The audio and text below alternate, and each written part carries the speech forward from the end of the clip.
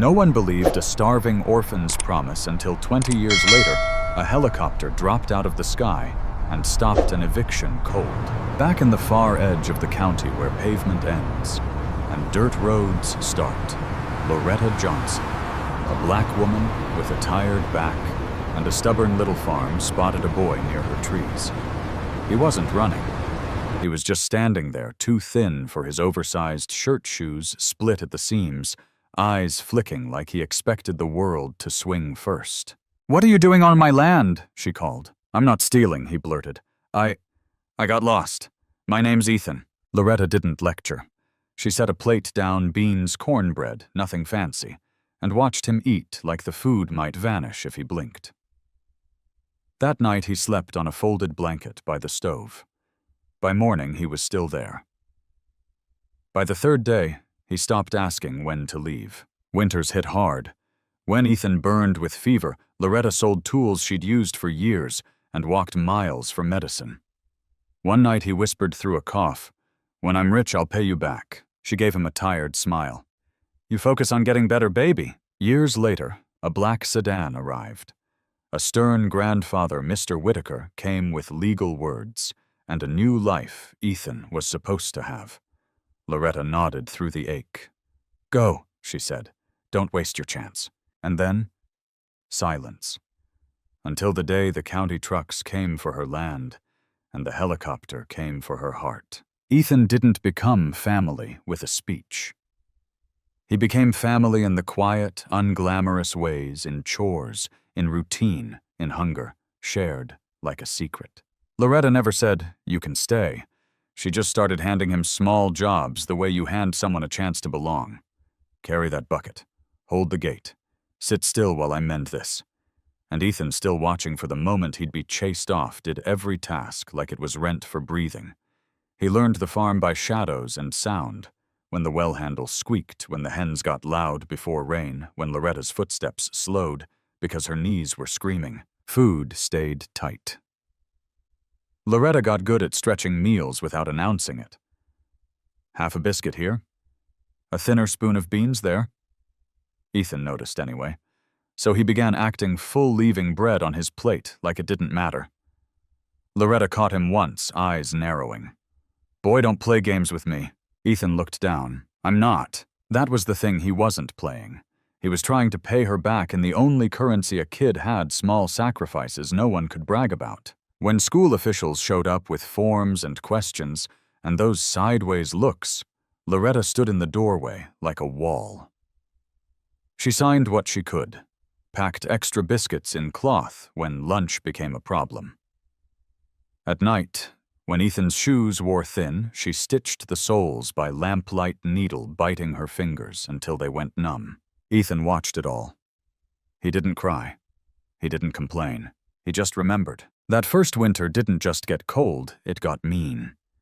The kind of cold that slips under the door and settles in your bones. Loretta's farmhouse creaked at night, like it was arguing with the wind, and Ethan started coughing in a way that didn't stop. At first he tried to hide it, turning his head into his sleeve, swallowing the sound like it was something shameful. But one evening his skin went burning hot, and he couldn't even stand long enough to finish feeding the hens. Loretta pressed the back of her hand to his forehead.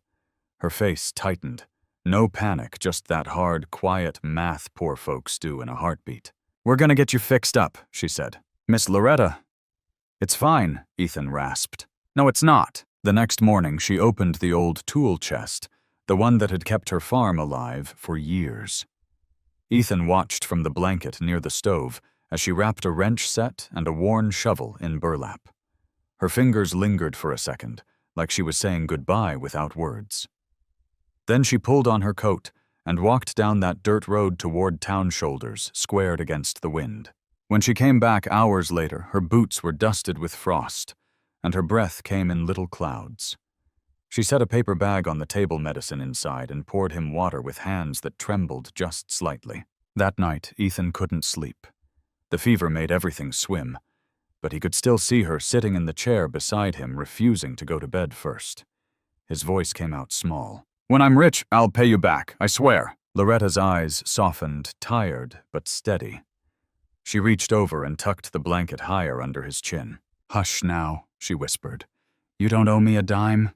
You just get better." By the time Ethan turned 15, he didn't look like the boy Loretta had found near the trees. He was taller now, shoulders starting to square, voice cracking at the worst moments, hands rough from fence wire and feed sacks. The farm had shaped him the way it shaped everything, slow, steady, unforgiving. Then one dusty afternoon, a black sedan rolled down Loretta's dirt road like it didn't belong there. It stopped at the gate without honking. A man stepped out, silver hair, stiff posture, eyes sharp as broken glass. Ethan froze so hard the bucket in his hand tilted. That's my grandfather," he whispered. Loretta didn't ask questions. She just wiped her palms on her apron and walked to the porch like she had every right to stand there. The man, Mr. Whitaker, spoke in clean, clipped sentences. Custody, records, a life he was supposed to have. Paperwork came out like weapons, and every word sounded like it had been rehearsed. Ethan's eyes kept darting to Loretta, not begging out loud, just pleading. Loretta held his gaze, and the world went quiet around them. She didn't argue. She didn't perform a scene. She simply nodded once, firm, painful final. "You go," she said, voice low. "Don't waste a chance meant for you." Ethan stepped forward and grabbed her like he was afraid she'd disappear. His arms shook against her ribs. "I won't forget," he choked. "I promise." Loretta swallowed the lump in her throat, reached into her pocket and pressed a folded note into his hand. Her name. The farm's address, written carefully, just in case she whispered. The sedan door closed. The tires rolled. And when the dust finally settled, Loretta stood on that porch alone. Hands empty, heart full and the quiet suddenly heavier than any workload. Loretta thought the hardest part was letting Ethan go. She was wrong. The years after that went quiet, in the cruelest way. No footsteps behind her, no extra plate on the table. No young hands to lift what her back couldn't anymore. The farm kept demanding, though. Fences still leaned. The shed roof still sagged. And Loretta, now in her late 60s, kept planting straight rows like stubborn prayers.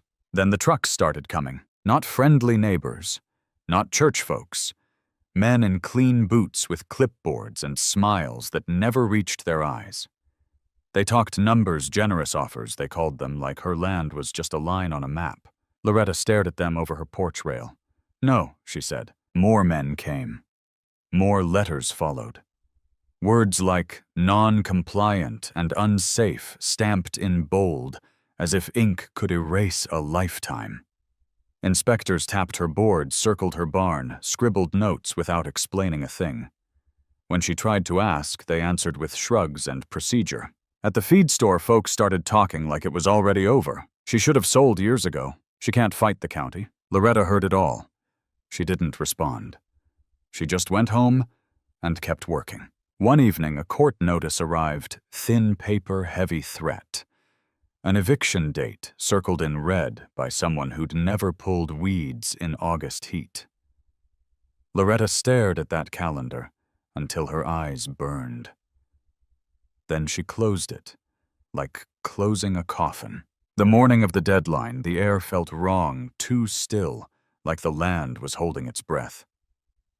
Loretta stood on her porch, hands clasped low, watching the dirt road. And when the convoy finally appeared, county trucks first, then the flatbed, then the white van, her stomach dropped.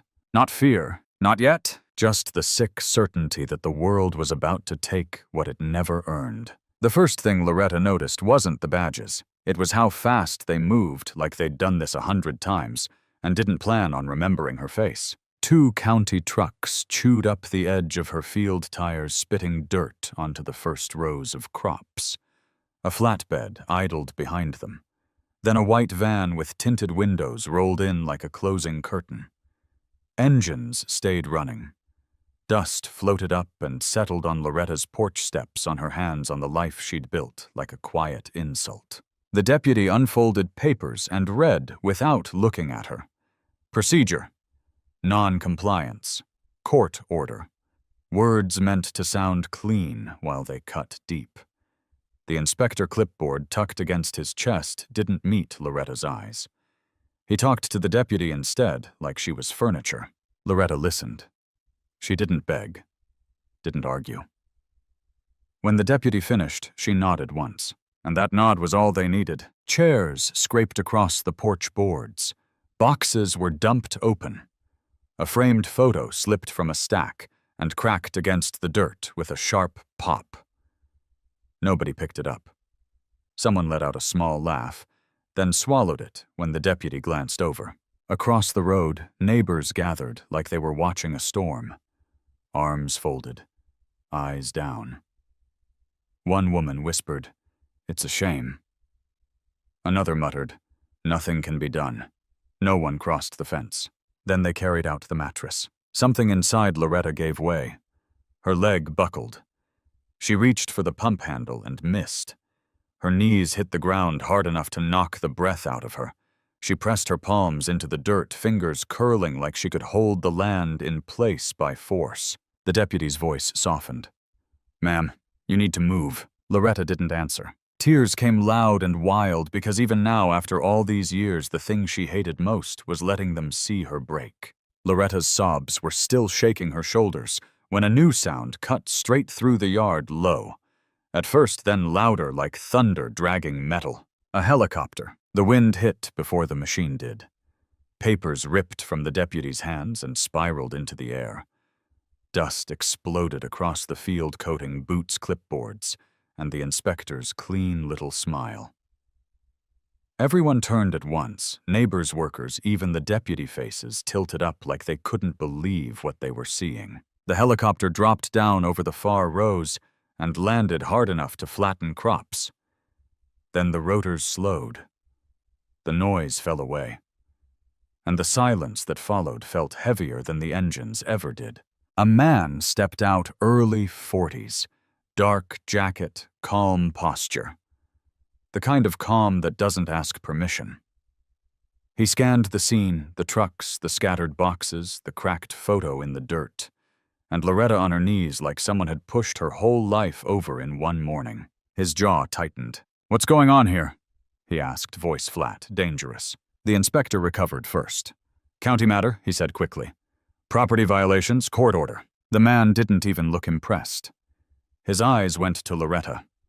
He walked over and crouched, not touching her, just close enough for his voice to reach her through the ringing in her ears. "Ma'am?" he said gently. "What's your name?" Loretta blinked up, face streaked with dirt and tears. "Loretta Johnson." The man inhaled like he'd been punched. His eyes closed for half a second like he was holding something back. Then he stood turned toward the officials and said one word that froze the entire yard. "Stop." The inspector started to protest. The man cut him off, voice steady as stone. "I do have authority." He lifted his phoned thumb, already moving. And then, quieter only for Loretta, he said, "It's me, Ethan." The inspector opened his mouth again, fast, slippery words spilling out like oil. "Sir, you can't interfere. This is a lawful enforcement." Ethan lifted one finger. Not angry, not loud, just final. "Put everything down," he said, "right now." The deputy hesitated, caught between his badge and the helicopter behind him. The inspector tried to laugh it off, but his eyes kept flicking to the aircraft like it might bite. Ethan didn't argue. He didn't posture. He simply pulled out his phone and hit a number already saved. "Send me the compliance files tied to Parcel 17B, he said, "now, and patch legal in." He turned the speaker on. "Let everyone hear." Around the yard, phones came out. Neighbors leaned forward. Even the workers slowed, hands hovering over half-packed boxes. The air felt sharp, like the moment right before lightning hits. Minutes later, documents loaded onto Ethan's screen. He scrolled in silence, jaw-tight thumb, moving with the patience of a man who'd waited 2 decades to finish a sentence. Then he stepped toward the deputy and angled the phone so the deputy could see. "These signatures are copied," Ethan said, tapping the screen. "These inspection dates overlap days your office was closed, and this filing references a zoning change that never passed." The inspector's face drained like someone pulled the plug. "There must be a mistake." "There is," Ethan cut in. And it's criminal. He made another call. Then another. Names dropped into the air like Waite's independent auditors. Federal oversight, an injunction filed in real time. The deputy straightened as if the ground shifted under his boots. Loretta sat on the porch step, hands still shaking, watching the boy she once fed turn into a man who didn't beg for power. He arrived with it, and right there in front of everyone who had looked away, the eviction stopped. By late afternoon, the yard looked like someone had hit rewind. Engines shut down one by one. Boxes that had been tossed like trash were carried back with careful hands. A worker picked up Loretta's cracked photo frame and set it gently on the porch rail, still broken but no longer ignored. The deputy cleared his throat voice, suddenly respectful. "Ma'am, enforcement is suspended effective immediately." He didn't meet her eyes for long, like he couldn't handle what he'd almost done. The inspector tried to speak one last thin thread of control, but his words died when Ethan's phone rang again. Ethan listened, nodded once, then turned his gaze on the man with the clipboard. It wasn't rage. It was worse. It was certainty. Within minutes, the inspector was gone. No grand exit. Just a quick walk to a vehicle, shoulders tight, face pale. The convoy pulled out slower than it had arrived, tires rolling through dust that now felt like shame. Across the road, neighbors crept closer. Whispers rose. Phones lowered. People stared at Loretta like they were seeing her for the first time. Ethan stayed. He stepped onto the land like he still knew the rhythm, walking beside Loretta, at her pace. Slow, careful, respectful. "I was already in the area," he said quietly. "My firm was reviewing land use for the new corridor. I saw the parcel number, and it stuck." Loretta swallowed hard words coming out like she needed them to be heard. "I didn't sell." Ethan looked at her eyes steady. "I know," he said. "That's why they came this way." And for the first time all day, Loretta's hands stopped shaking, because the boy she saved hadn't just returned. He'd arrived exactly when it mattered. What happened next didn't come with sirens or speeches. It came with paperwork and consequences. 3 days after the helicopter landed, unmarked cars rolled back down Loretta's dirt road. Not to threaten her this time. To measure. To document. Auditors in plain jackets walked the same boards the inspector had stomped across. But slower camera lenses, steady questions, sharp voices calm. They photographed the sagging shed roof, traced property lines, and matched dates like detectives matching fingerprints. Ethan stood off to the side, hands in his pockets, letting the facts do what anger never could. A week later, the county office went quiet. Then loud. Calls. Meetings behind closed doors. A rumor slid through town like wind through corn-forged signatures, overlapping inspection dates, filings that never existed. By the end of the month, it wasn't rumor anymore. Charges were filed. Contracts got paused. Then canceled. Developers who once sent men in clean boots suddenly stopped returning calls. And the same people who told Loretta, "You can't fight the county," started speaking in lower voices like the ground beneath them might shift too. Ethan came back often, but never like a hero doing victory laps. No suits, no announcements, work boots, rolled sleeves. He walked the fence line with Loretta at sunrise, stopping where posts leaned, kneeling to push soil through his fingers. "This land raised me," he said once, almost to himself. Loretta didn't answer right away. She just stared across her rows, still planted straight, still alive. Then she finally whispered, "And you came back and raised it up again." Ethan nodded. "I told you I'd pay you back," he said. "I'm just doing it the right way." Ethan didn't save Loretta with a handshake and a headline. He saved her with systems. The first delivery showed up before sunrise. New irrigation parts stacked neatly by the shed, no cameras, no speeches. The next week, a crew arrived in dusty boots, not the polished kind that brought trouble. Ethan introduced them like neighbors, not employees. "You'll treat this place like it's yours," he said. "Because it is to her." Loretta watched from the porch, arms folded tight, trying not to look hopeful. She'd seen promises rot before. But this wasn't talk. This was bolts tightening, posts getting replaced, a roof no longer sagging like a tired shoulder. Then Ethan slid a folder across her kitchen table. "No signatures," he said. "No fine print. I set up a trust. The land stays in your name. It's protected. Nobody can touch it again." Loretta stared at the paper like it might bite. Why all this? Ethan didn't flinch. He reached into his jacket and pulled out something small and folded, old, worn, creased, like it had lived in a wallet for years. Her note, her handwriting, her address. "The day I left," he said softly, "I kept this like a compass." Outside, word spread. Neighbors started drifting by, some with casseroles, some with shame in their eyes.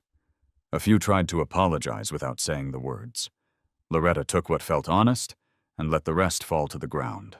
Ethan asked her to move into his home. She said no. Twice. On the third ask, she sighed, tired in a way only the elderly know. "Part-time," she said. Ethan nodded like that was the greatest gift he'd ever received. And for the first time in years, Loretta went inside before dark and didn't listen for trucks. The next time Loretta stood at the edge of her field, the air felt different, lighter, like the land itself had finally unclenched. A modern plow rolled through the soil in clean, steady lines, and Loretta pressed her palms together as the vibration traveled up her arms. She didn't smile big. She just breathed, like someone who'd been holding her breath for years. Ethan stood beside her, quiet, the way he'd always been when something mattered. "You kept your word," Loretta said, eyes fixed on the dark earth, turning over. Ethan's mouth twitched. "I just showed up late." Loretta shook her head, slow and sure. "No, you showed up when it counted." That night, she went inside before dark. She left the door unlocked. Not because she was careless, because she finally felt safe. The farm didn't feel like a battlefield anymore. It felt like home again. And here's the lesson, especially for those of us who've lived long enough to know the world can be hard. Small kindness is never small. It doesn't always come back fast. Sometimes it disappears for years. Sometimes it feels like it's gone forever. But kindness plants something in people. It teaches them who they can become. And one day when you least expect it, that seed can return with a strength you couldn't buy with money. Now, I want to hear from you. Have you ever helped someone and later saw that kindness come back in a surprising way? Or were you the one who never forgot? Drop your story in the comments. I read them, and I know others here will too. If this story hit your heart, please subscribe, tap the like button, and share where you're watching from. Because you never know, the next story might feel like it was made for you.